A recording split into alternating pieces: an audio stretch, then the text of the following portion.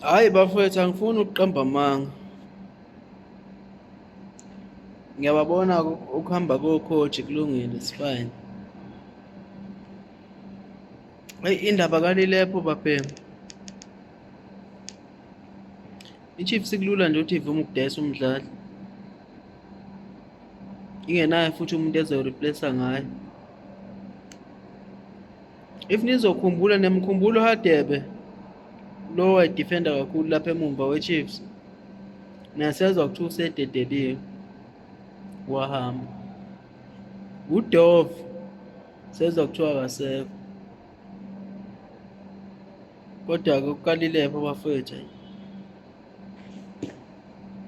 I think njengoba kade kuyisizini yakhe yokuqala la eMzansi ekwazi ukudlala nje full time, ebengasinika okungcono ngonyaka ozayo next season, but bona sebedecide ukuthi bayamdedela.